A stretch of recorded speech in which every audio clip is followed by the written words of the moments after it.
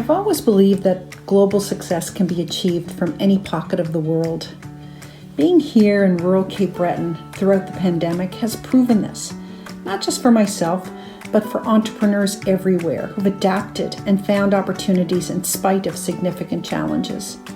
So many people have inspired me throughout my career and continue to every day, from small business owners to international leaders. People across our country are taking risks and betting on themselves in pursuit of their passions. I'm launching these platforms to spark conversations about what it takes to succeed in business and life. If you want to stay connected and inspired, follow along.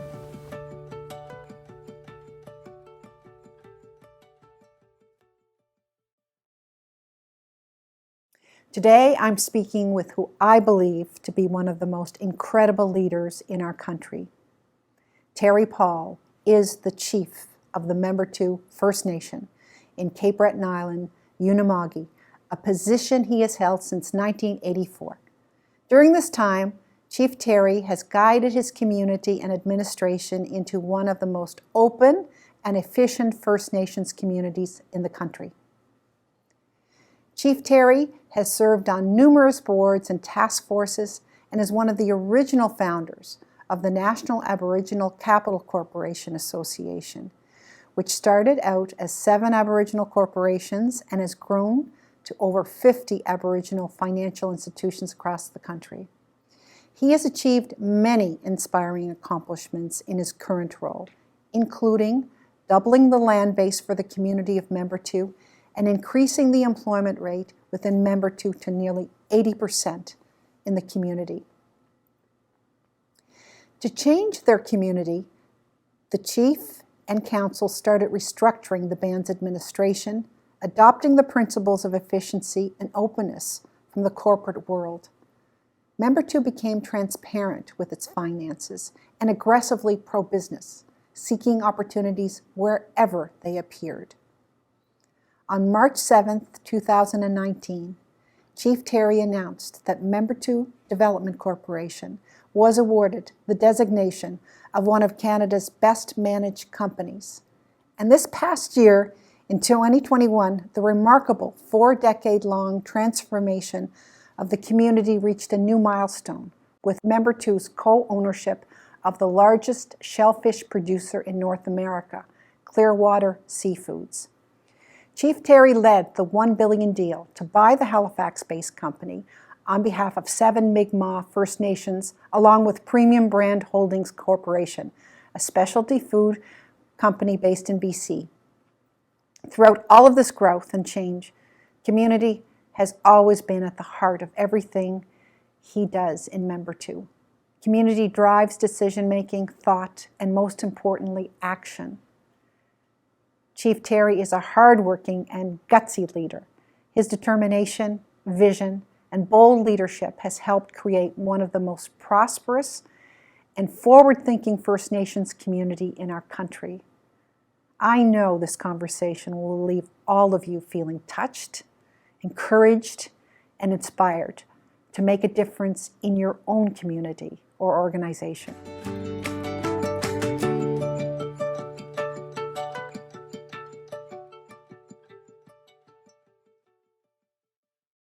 So, Chief Terry, I am so excited that you're a guest with the Bet on Me podcast.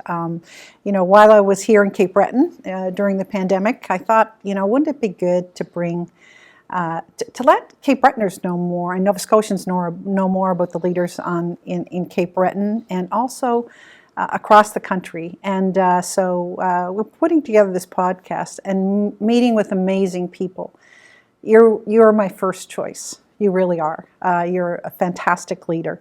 I left Cape Breton in 1986. You became the chief in 1984.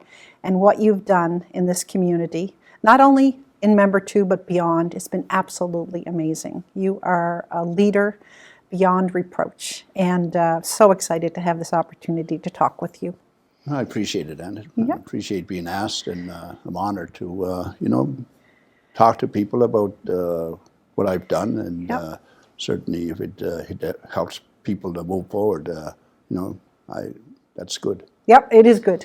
It is good. And you know what? The Indigenous peoples of Canada, First Nations peoples of Canada are moving forward aggressively, and it's very exciting to see. But let's go back a little bit to the beginning. You were brought up in Membertou, in this village. Can you go back a little bit in time and tell us a little bit about your background, Terry, Chief Terry?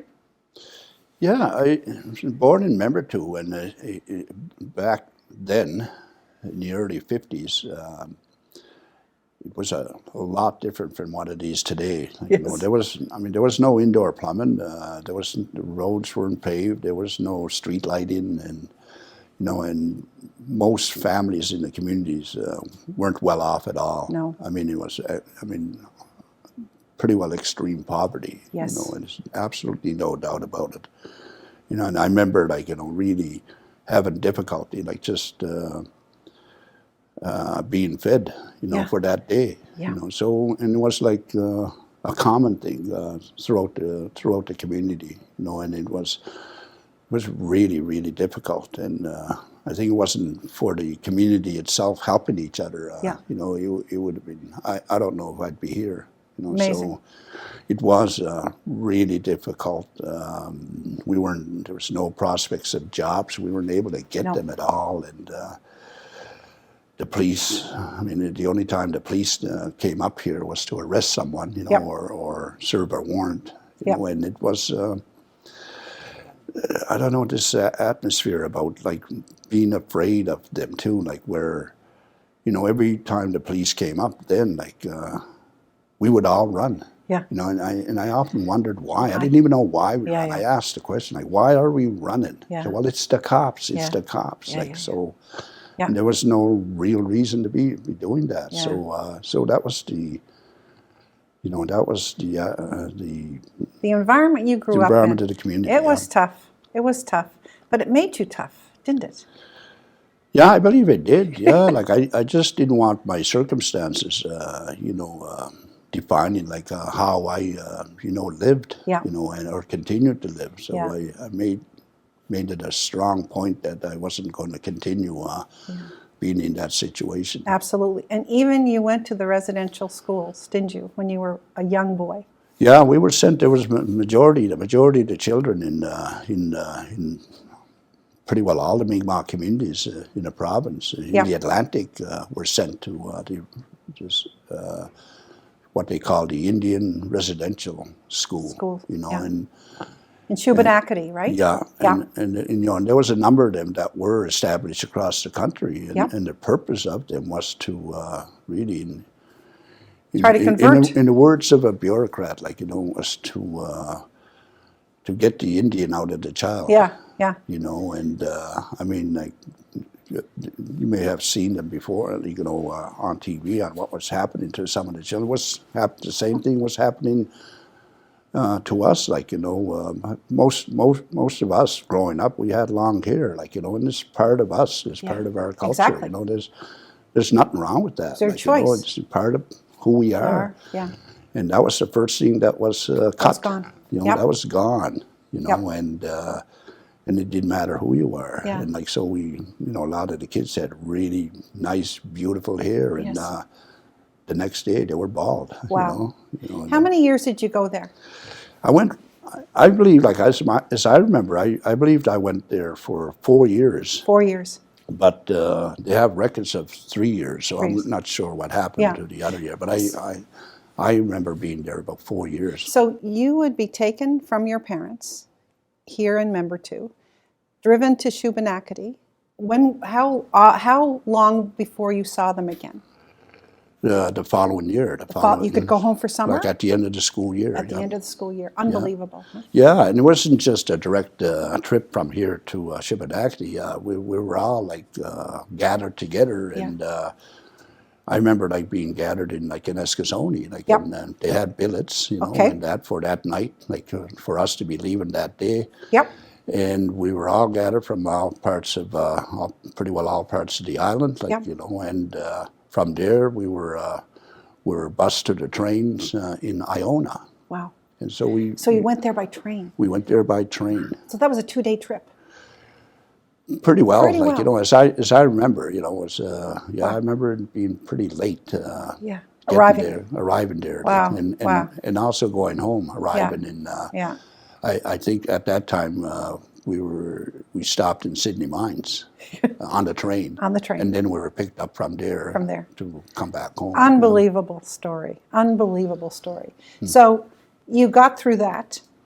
Then what happens? Tell me what happens through your adolescence. And then you ended up in Boston. So give us that journey. Well, yeah, like, I mean, when I got out of the Indian residential school, I mean, things didn't improve too much. You know, there was still a lot of poverty in the communities. And my mom married a gentleman from what they used to call Chapel Island. It's Yes. called Woodladeck now. Yes. And it's about 60 kilometers from here in Membertou. And it's another Mi'kmaq reserve. And, you know, most times it was good there. Like, I mean, a lot of our food, I mean, came from the land. Yes. You know, so I was A hunter? I was really glad that I was taught how to be able to provide for ourselves. You know, Yes. and there's a variety of foods that are out there that people don't realize what's there. There's a lot out there, like, you know, once you learn. And I was really, really glad that I was taught, you know, by my stepfather and the people that lived in Budladeck, you know, and how to survive and how to look after ourselves. So it was really an amazing experience on that end. But, you know, there was a lot of issues, social issues going on. But you got the culture piece. You got a lot of Yeah, it. You well, grew up with I've always told people that, like, you know, that in a way, I was fortunate to be poor. Yeah. You Yes. know, because if I wasn't in this situation, Yeah. I wouldn't have been able to go to these other communities. In fact, I lived in 3 other communities besides Membertou, Mi'kmaq communities here in Cape Breton. And most of the places that I stayed, I was related to them. Wow. Wow. So by doing that, though, I was able to keep my language because the other communities, like, you know, besides Membertou, have retained their language much more than we have. Yeah. You know, so that was the good part of it, like, where I was able to keep most of my language. Terrific. And be able to speak it fluently. Super.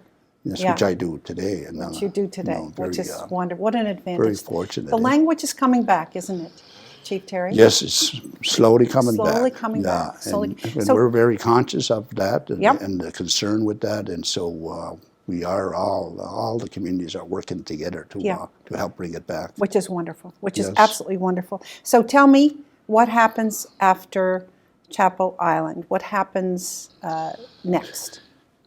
So when I was growing up, like, you know, there was a lot of problems.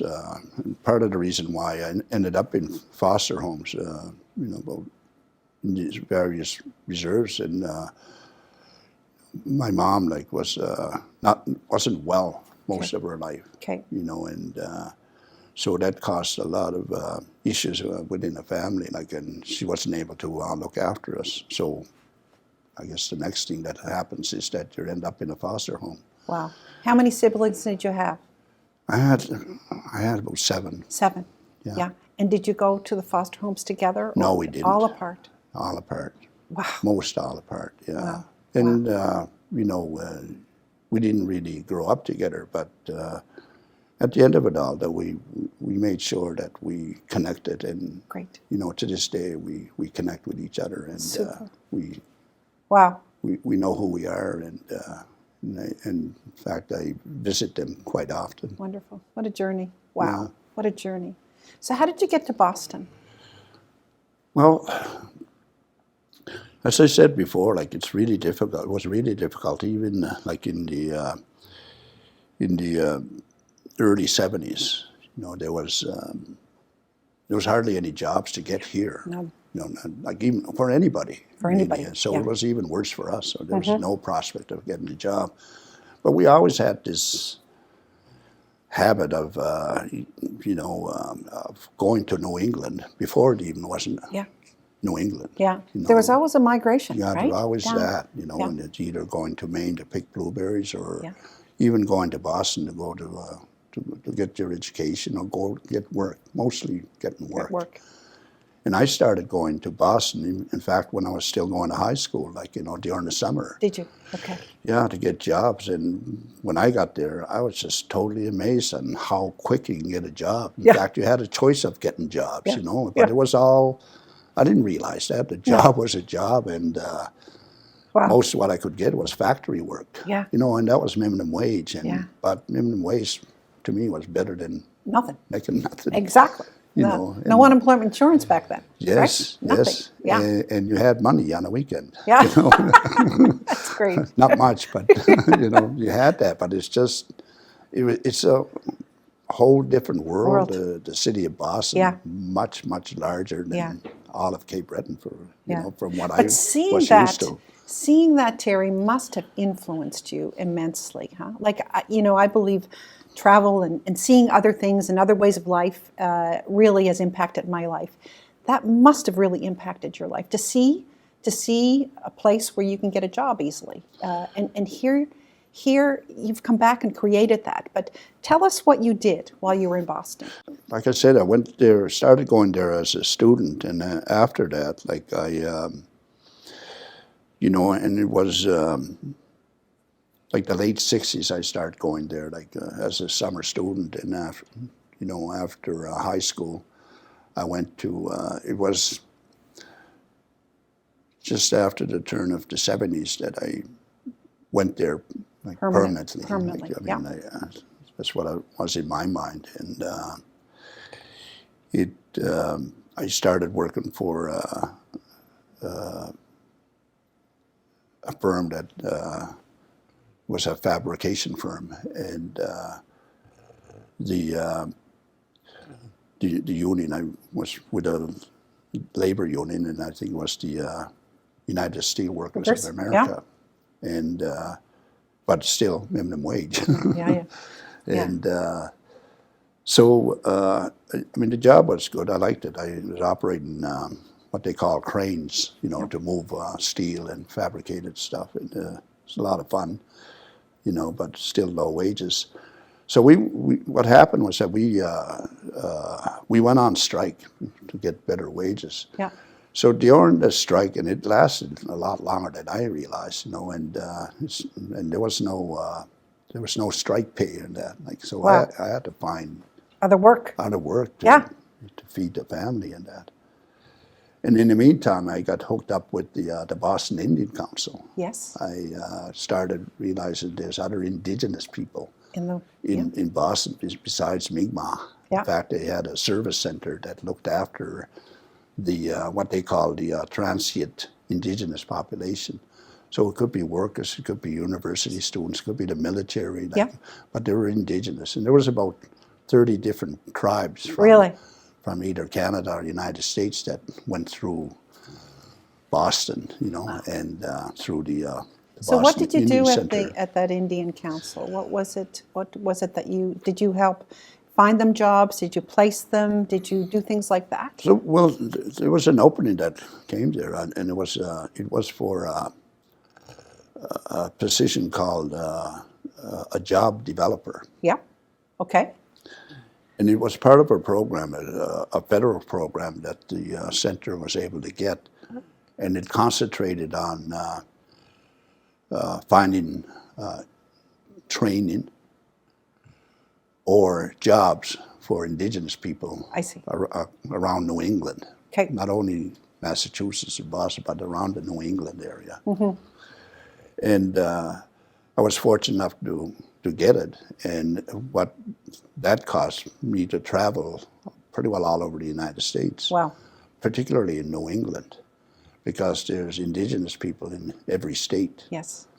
I didn't realize that. Yes, there's lots of indigenous Different people. tribes. Yeah. But there's Mi'kmaqs for sure. There's Maliseets. Mm-hmm.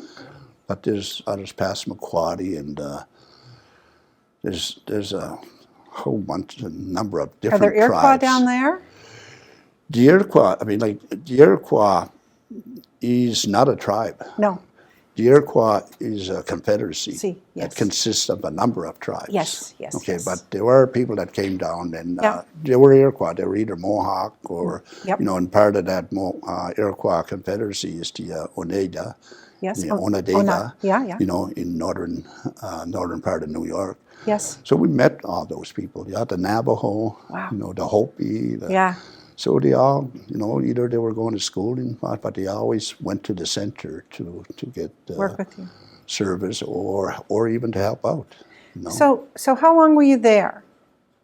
I was there for about 7 years. Yeah, and you continually graduated. You became one of the Yeah, I senior moved people. up. I You just did moved that up fast, really man. quickly. Yeah, I mean, you're it's just good. one of the things, and I just, But you've always been quick, Terry. they always, You've always been quick. So what caused you to come back here? Well, one of the trips I've made, and one of the many trips I've made, and I was going out to different states. Like I said, we're pretty well responsible for all the New England area. And this one trip, I went to Vermont. Yeah. And I met a tribe there. In the United States, they call them the St. John Indians, but here I understood their language a bit of it, and it was Maliseet. Okay. So they're Maliseets. Well, close to Mi'kmaq. Yeah. Yeah. Yeah. Yeah. So we got along pretty well, and their area was just along the shores of Lake Champlain. Yes. Yes. So it's a beautiful area too. Across from I Montreal. loved going there. you Yeah. know. Yeah. Well, Montreal wasn't too far from there really. It Yeah. was just a couple of hours ride. So I finished doing what I'm doing, and that is provide tools for the training, and also jobs, and just talking to different companies. All the companies were open. That's one thing I found out too. They were very open in talking to us and working with us on, Terrific. particularly training area. So Yeah. that job was really nice, really good paying. Yeah. Yeah. Back then in the 70s, Yeah. Good money. And I just remember buying a ticket to Vermont, and I think the capital there is Montpelier, I believe, so if I remember right. And I got a round trip from Boston to there. It was all of $37. Yeah. And so it was really great. So when I'm coming back, it's early evening, and I'm at the airport lounge, and I'm waiting for my flight. Yeah. And I'm looking out the windows there, and I see what I've learned was the Green Mountains. Yes. And I'm not sure if people heard of what's the significance of the Green Mountains. Not the Green Mountains itself, but the people that lived there that went to war. And they were called the Green Mountain Boys, and Yes. they were, heroes in the United Yes. States. So, Yes, they were. So this is part of this setting here, and it's the Green Mountains. And when I see it, and they were about they looked really close, but actually they were about 30 miles away. And I couldn't believe it because they were telling me that. And so I just looked at them, and it just hit me that they looked so much like Cape Breton. Really? Wow. Yeah. And I kind of forgotten about home, too. Did you really?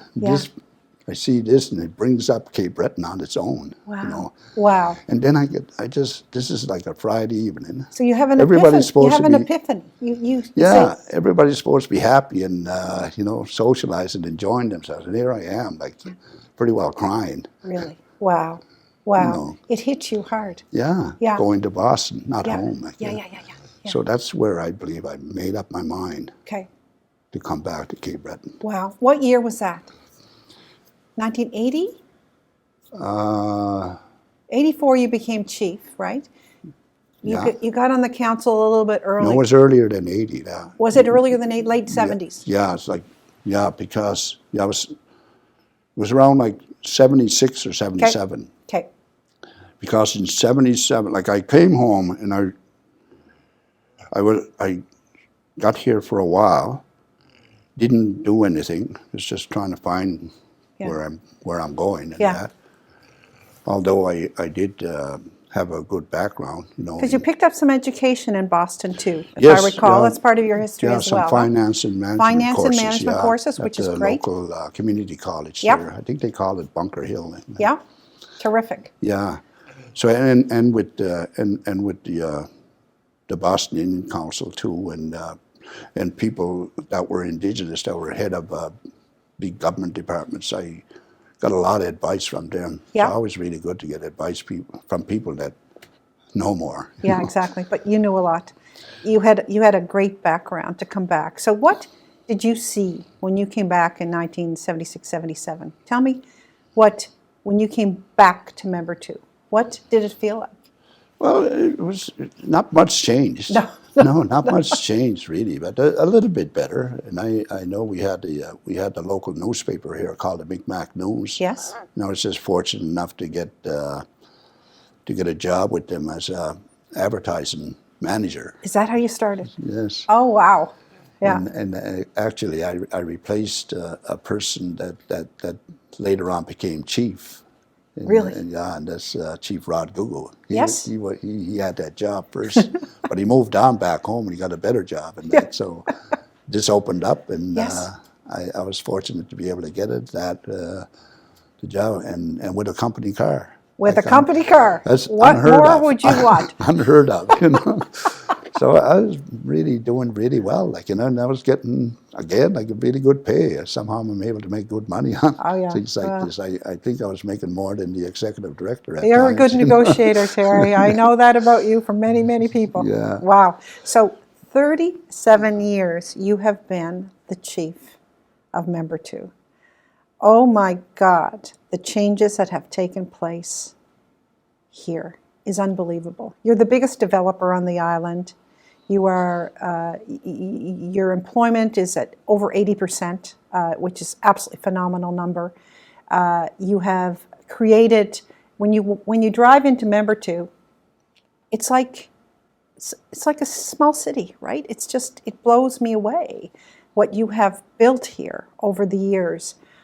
Tell us a little bit about that journey. Tell me, and it culminates in this amazing transaction that we'll talk about a little bit later, but tell me how you did it. Well, I wanted to, I believe that, after working with the Mi'kmaq News, I even though making good money, I still wasn't happy about what I was doing. You're just selling ads. Yeah. You know, I think I can. Wasn't good enough. I think I can do more than that. Yeah. You know. So, and there was an opportunity then where I heard about the Cody Institute in Antigonish, St. FX. Yes. And there was a couple other guys thinking about going to it. So they didn't come to tell me, but they were talking about it, and I just got interested in what it was. And they mentioned a guy named Cody, Moses Cody, and I'd read a little bit about him before that, and I thought he was an amazing person. One of the people that started the co-op movement. Yes.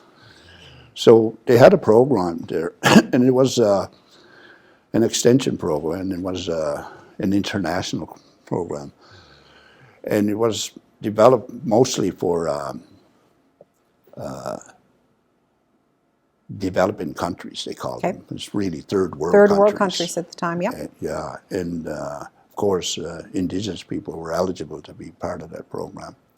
So I said, well, I'm not doing anything right now, so I'm gonna. And it was a 6-month program. So I took that, and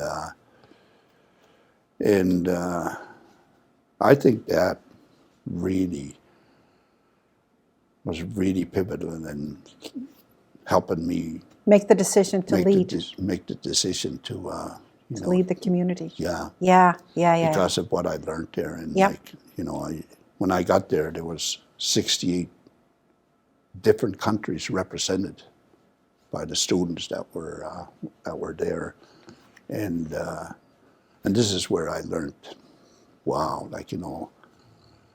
because of the things that they described and what I experienced with them, it was just amazing, and I feel I learned just as much from the students themselves and then the courses and the professors, and we had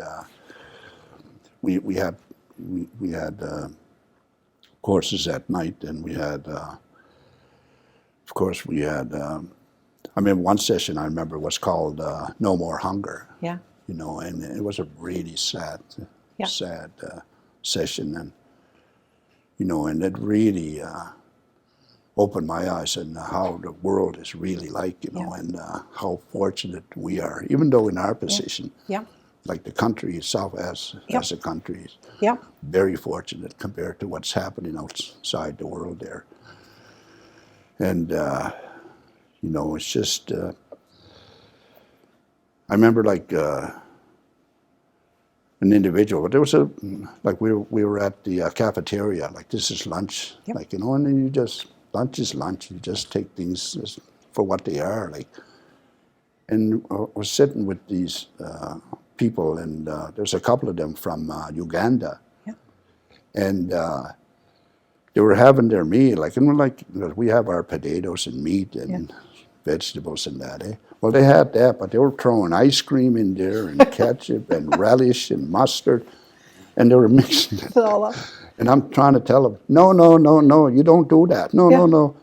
And he says, what do you mean we don't do that? We don't have any of this. No. So we enjoyed it all too, so we're going to have it all at once. I said, go ahead, So That's you got to, so it's things what like an experience. Things like that you learn, So, but the course was really good, and I've always thought that I'm the type of person that wants to develop. Yes. And the professors were telling me, no, you don't. You go into the least. You need to be in the leadership stream. Yes. That, no, I want to be in the development because I just wanted to actually do things. Yeah, but you have to be a leader to do things, to develop. I realized, you have to do both. I realized that there was a better stream, Yes. And I accepted that, and that helped a lot, like, and how to work with people, and how to be a real person, like, and don't be false, and don't be mean to people. Nope. And be respectful. Yeah, be respectful. You always and, have been. And if you want people to work with you and for you, like you have to respect them too. Yeah.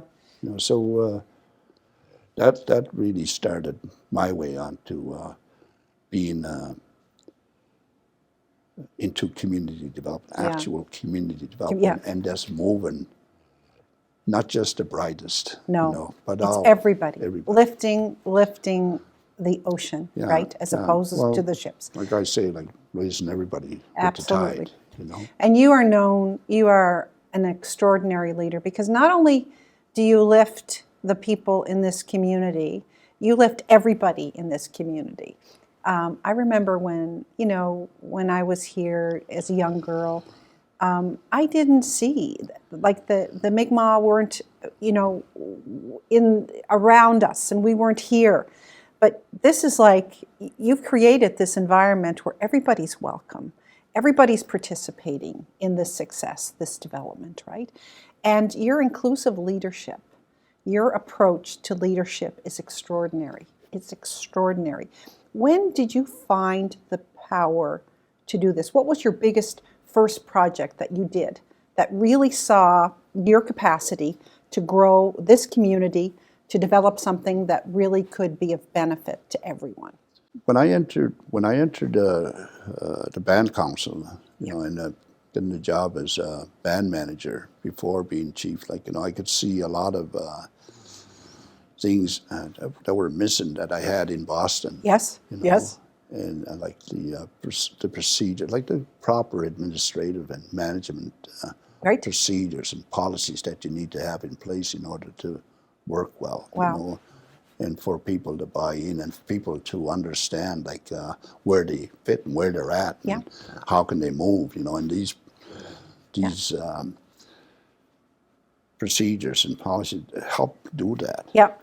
So, and there wasn't any, like, really in existence, like, we just... Yep.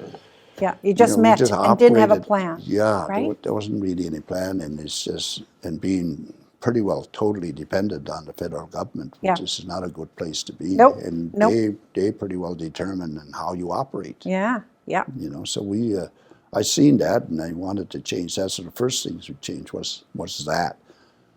Let's develop policies. Yes. And get the get And the direct the proper- money in the right places, Yeah, right, Terry? Yeah, we'll have instruments in place that allow that to happen, and also, like, where, chances of fraud or anything are very minimal because of Yes. the policies that you have in place, Yep. and the management tools that you're using. So Yeah, we have that, and, Yeah. and we're constantly checking. And it doesn't mean it's 100% foolproof. no, Well, nothing is, but like, Yeah. at least we're able to catch things when they do happen. Yeah. And we're able to work them out. That would be, I think that would be like you putting built the framework. You built the putting framework to build framework together to be able to do the things Yeah, that we want to exactly. do. Yes. So impressive. So what was the first, so you started getting jobs for the people in Membertou. I know that was one of your biggest areas that you were. What was the first big project that you worked on as a chief? I believe it was the Membertou Trade and Convention Center. Yeah. Wow. That was gigantic. Yeah. Besides, like, increasing the availability of houses and Yes, like exactly. You were the doing social that. matters. You were doing that all along. Yeah. But you recognized that, look, we needed economic development in this community to support incomes and salaries, of the community. And, the housing here is phenomenal. The infrastructure in this community is phenomenal. You have really good plumbing now. You have, great roads and lights and expansion opportunity as well. I see that all over the place. But so the Convention Trade Center, it's an amazing restaurant in there. It's a facility where, as Chancellor of Cape Breton University, I get to use a lot because that's where a lot of our fall graduations happen, right? But that was a facility that was really needed on the island, and it really, really was, because we didn't have a facility like this, and it's a busy place. It is the centerpiece of this community, isn't it? It was the start. Yeah, well, we felt that the island needed a facility like that, and that was, and we went to work to trying to get that, and of course with the support of the municipalities Yes. and others, because they saw that too. Yeah. They saw the need for that, and we were fortunate enough to be able to, Yep. get that built. Yeah, and then a magnificent hotel, a rink, entertainment center. What you have here, retail, what you have here, it just boggles my mind. It really does. And for those that don't know, Membertou is in the middle of the city, on top of the city, on the high grounds of the city, and the city surrounds or CBRM surrounds Membertou. So but the way you've worked with the community has been phenomenal. It really has. It's always you work together with the governments, with other business leaders, and I think that formula has really worked well for Membertou. Yeah, I mean, really important part of being successful, I think, is gaining the credibility with other people and other businesses. Yes, you know, yes, because, yes. You need to gain trust from people. I mean, Yeah. They have to trust you before you're going to do anything with them. So we make sure that we have that, where people don't have any issue about Yep. on what we do and how we do things. Yeah. Particularly financially, Yeah. and which a lot of people have that as an important part of making decisions. Absolutely. And also developing relationship. I think it starts with that. No matter what you do, Yeah. you need to have that develop that relationship with whoever you're working with. Yeah. Chief Terry, so I live in Ontario, although my heart is here. People talk about Membertou and you a lot across the country. You represent the one of the greatest successes of Indigenous growth in the country. Look, you have the Order of Canada. You've been recognized as a great Canadian, the highest recognition of a citizen in the country. I remember a couple of years ago going to the Canadian Aboriginal Business Council Awards night, and you won the award for Aboriginal Indigenous leader of the business leader of the year. Your accomplishments are so amazing. You win sustainability awards. But yet you are so humble. How did you keep that humility all along? How do you use that talent that you have to drive change and to grow your community? Yeah, that's hard to describe myself being humble. You're confident, no question, but you're humble. Yeah, I don't set out to get someone to say that you're humble. Yeah. I think it's how you present it. I don't. You are who you are. Yes, I when you meet with me, when any of my staff meet with me, they're meeting with Terry Paul. Yes. And Yes. and that's Yeah. all. That's all. Yeah. There's no other great thing behind there, like Yeah. maybe having a title of chief and being their boss, but Yeah. that's it. I'm not any more than them or any better than them, and I'm just a ordinary human being that somehow found out that it's really great to be able to work with people. Yes. Like I say all the time, I said, especially people that are smarter than you, Yeah. and they want to work with Yep.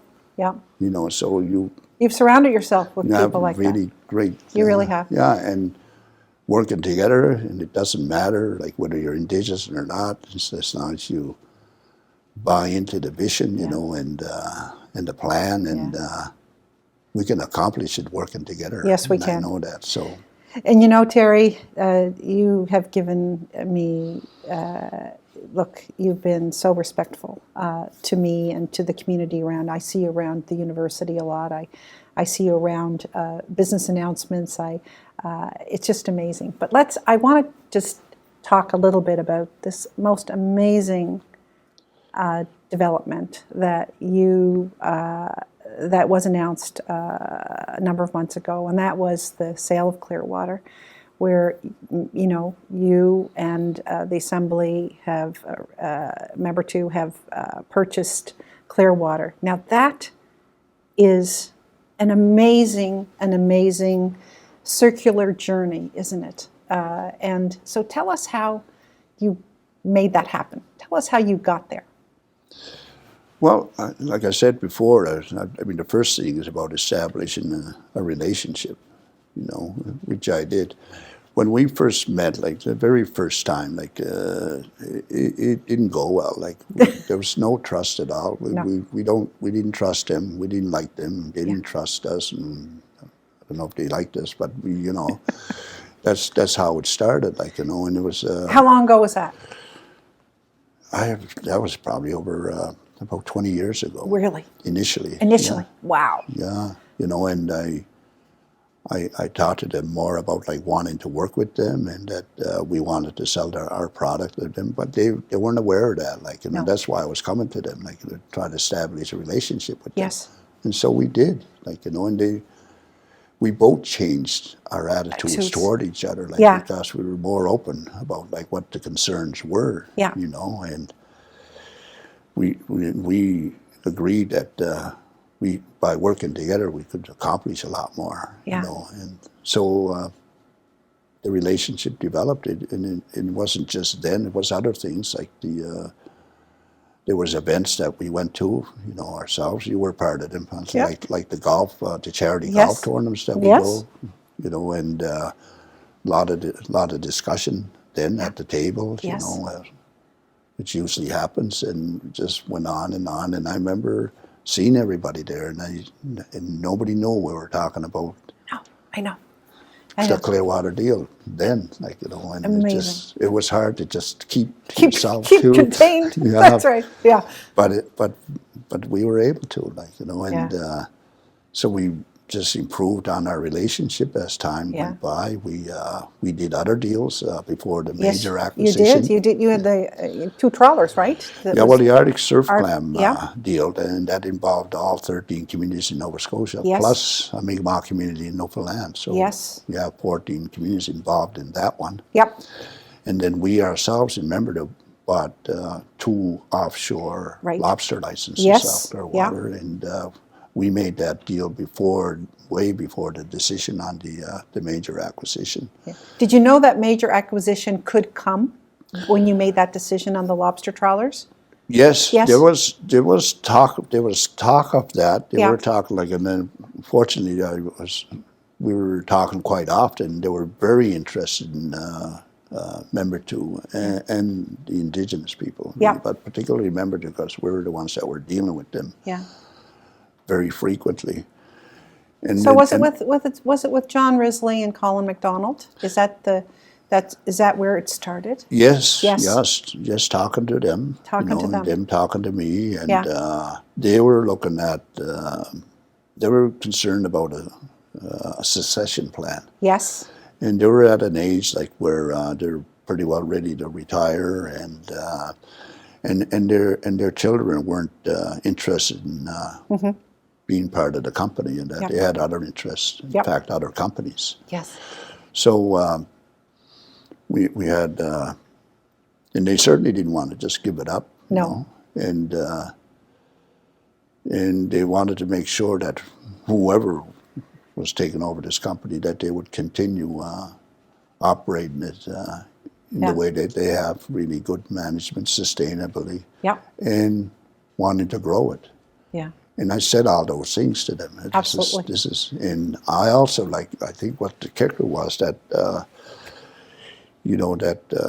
I wouldn't do any fishing. I wouldn't prosecute any of the fishing unless there were signs behind it. There were signs there. Good. And that's what clicked everything. Yep. They said, this is where we are. Yeah. And we're so glad that you said that. Yeah.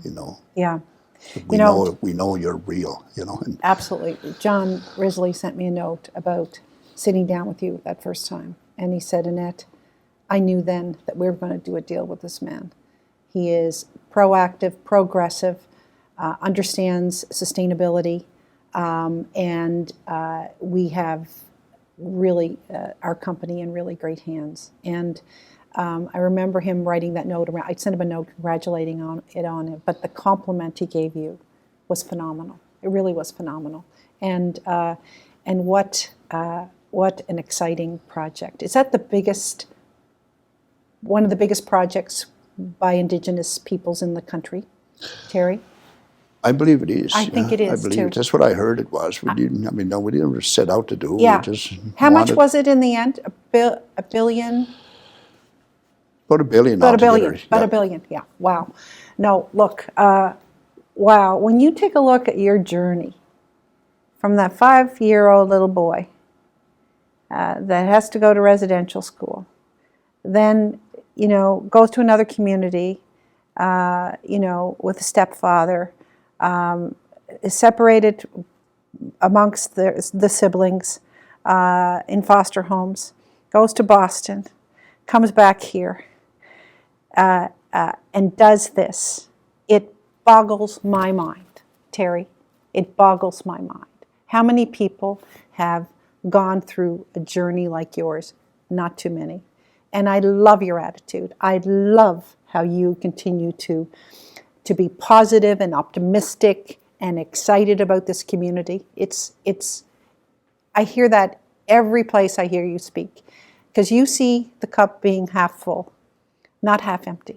You've always done that. You've always been a very positive person. What do you see happen in 5 and 10 years? Where do you see your community in 5 to 10 years' time? Do you see growth in your community? Do you see more people more attracted to Cape Breton? Do you see more people coming here? Yes, I believe. That's part of the effort to bring more people into Cape Breton, because we need them. We need them. Last year was the first year there was some immigration to Cape Breton. I think maybe around 2,000 or so, which is really encouraging. But you see people, you see your companies flourish. You see the services and convention centers and the hotels and everything prosper here. You see more and more employment. Yes, for sure. All the above. All the above. All the above. Yeah. Like, for sure. Like, and like, well, 5 years. Like, I mean, if I had my wish, like, and that there was a absolutely fantastic person, running Yes. Membertou. Yes. That's what you need. It might not be me. Yeah. So Yeah. But that would be yeah. fantastic for me, Absolutely. and for our community, Yeah. and succession is key. yes. 30 So there is good people, like, we have a number of people that are lawyers already, Yeah. and they're I getting know. really good training, but we have CPAs that are coming Yep. on board, Yeah. teachers, social workers, and a good number of people that I feel would have the background Yeah. to be able to do well in a Yeah. position, Yeah. provided they're willing to learn, Yeah. like, and They're going to have to be good. yeah, Chief yeah. Terry, they got to walk in your shoes, man. I'll tell you. But you know what? You've given whoever succeeds you a great pathway. You have, because you have the discipline in this community that really are the tools to grow and to continue to see economic and social development here. Yeah, Yeah. for sure. And like in 10 years' time, we have expanded the Clearwater Yep. multiple fold. So do you see this taking this beyond Cape Breton? Do you see expansion here, or do you see expansion in other places around the oceans? Expanding in other countries. In other countries? Yes. Wow. We Wow. are. We already have, and we already have partners in Argentina. Yes. We have partners in Scotland. Yeah. We have a partner in Denmark. Wow. Where we work together to fish and sell our product. Terrific. And it's the markets that we have, we want to expand them more. Our largest one is China. Yes. We want to maintain that. Yes. We have a good relationship with them. Mm-hmm. But we're in many parts of the world. Wow. But we find that there is still a lot of room to expand, Wow. particularly in North America, and specifically the indigenous seafood market. Yes. Yes. It's a huge market that Huge we market. haven't tapped into, and I agree. We're working hard to Yeah. move into that. I agree. I think gigantic opportunities. I love how you're borderless. I love how you think globally. And from this amazing, wonderful community here in Cape Breton, this is just such a great story, Chief Terry. I loved every bit of it. Do you have anything that you want to say in closing out? Yeah, I would say I just appreciate, people like yourself that choose and decide to work with me, and see what I do, and I feel that I'm representative of my people, the Mi'kmaq, and that